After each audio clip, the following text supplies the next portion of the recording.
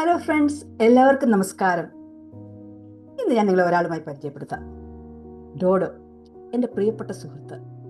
ഒരു പക്ഷേ നമ്മളിൽ ഓരോരുത്തരുടെയും ഒരു ചെറിയ ഭാഗം. ഡോഡോ ഒരിക്കൽ ഈ നാട്ടിലെ ഏറ്റവും സന്തോഷമുള്ള, എല്ലാവരെയും എപ്പോഴും സഹായിക്കാൻ തയ്യാറായുള്ള സുമുഖനും സുശീലനുമായ ഒരു യുവാവായിരുന്നു. എപ്പോഴും പ്രസന്റ്, എപ്പോഴും അവൈലബിൾ. പക്ഷെ ഒരു ദിവസം അവന്റെ ഈ നന്മകൾ ഒക്കെ കണ്ട് അവന്റെ ഒരു ബന്ധു അവനൊരു സ്മാർട്ട് ഫോൺ വാങ്ങിക്കൊടുത്തു. അവൻ കൂടുതൽ ലോക പരിജ്ഞാനത്തോടെ പഠിക്കട്ടെ എന്നയാൾ ആഗ്രഹിച്ചിരിക്കണം. എന്നാൽ സംഭവിച്ചത് മറിച്ചായിരുന്നു. സ്മാർട്ട് ഫോൺ വന്നതോടെ അവന്റെ ജീവിതം തന്നെ തലകീഴായി മറിഞ്ഞു. പിന്നീടുള്ള ഡോഡോയുടെ ഒരു ദിവസം നമുക്കൊന്ന് കണ്ടുവരാം. ഇതേ നോക്കൂ, ദിവസം തുടങ്ങുന്നതിന് മുമ്പേ ഫോൺ ചെവിയിൽ ഒട്ടിപ്പിടിച്ചതുപോലെ ആശാൻ കുന്നിന് മുകളിലോട്ട് ഓടുന്നു, കുന്നിന് താഴേക്ക് ഓടുന്നു. ആള് വലിയ സമ്മർദ്ദത്തിലാണ് എന്ന് തോന്നുന്നു. ദേ ഇപ്പോൾ കണ്ടോ, സമ്മർദ്ദം കൂടിയോ ആവോ. ആള് നല്ല ചൊടിപ്പിലാണ്. ആരോ എന്തോ പറഞ്ഞത് ഇഷ്ടമായില്ല എന്ന് തോന്നുന്നു. ദേ ഇപ്പോൾ എന്തോ വളരെ സ്വകാര്യമായി പറയുന്നു.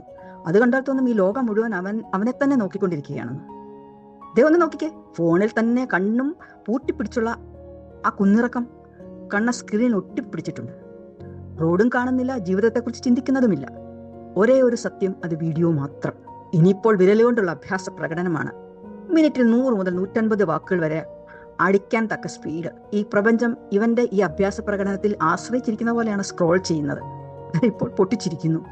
എന്തോ മഹാതമാശ കണ്ടതുപോലെ. ഇന്റർനെറ്റ് അത്രയും രസകരമാണല്ലോ, എല്ലായ്പ്പോഴും അങ്ങനെ അല്ലെങ്കിലും.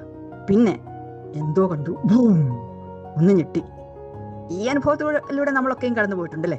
ഇത് കണ്ടോ, വൈകുന്നേരമായതോടെ ഇവൻ ശ്വാസം മുട്ടിയാണല്ലോ നിൽക്കുന്നത്. ജിണ്ടമ്മോ, 2 കൈയിലും ഫോൺ. ആകെ അവശനായ മട്ടാണ്. എന്നിട്ടും വിടാൻ മനസ്സില്ല.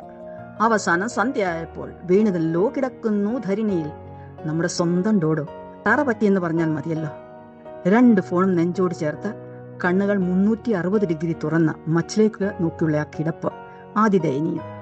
പാവം ചിന്തിക്കുന്ന എന്താണോ ആവോ. ചിലപ്പോൾ ഇന്നെന്താണ് ഞാൻ ചെയ്തതെന്നായിരിക്കുമല്ലേ.